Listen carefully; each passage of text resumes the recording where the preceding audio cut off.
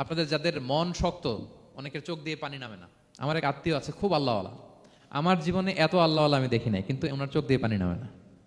বারবার এসে আমারে বলে যে মিজান কি করবো বলো, তুমি একটু মোনাজাত ধরো। আমার মনে আছে আমি ওনাকে নিয়ে মোনাজাত ধরতাম, তো ওনার কান্না আসে না চোখ দিয়ে। এত আল্লাহওয়ালা, খুব ভালো মানুষ, কিন্তু চোখ দিয়ে পানি নামে না। এটা অনেকের হয়, নানা কারণে হয়।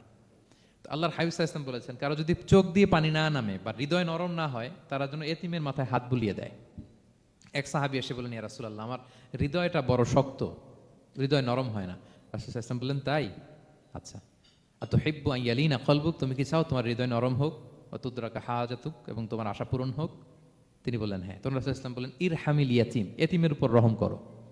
ওয়ামসা আলা রাসি, এতিমের মাথায় হাত বুলিয়ে দাও। ও আতইমহু মিন তুআমিক, তোমার খাবার এতিমকে খাওয়াও। তালিনু কলবুক, তোমার অন্তর নরম হবে। তুদরাকা হাজাতুক, তোমার ইচ্ছা পূরণ হবে। তাহলে হৃদয় যদি শক্ত থাকে, কার মাথায় হাত বুলাবেন?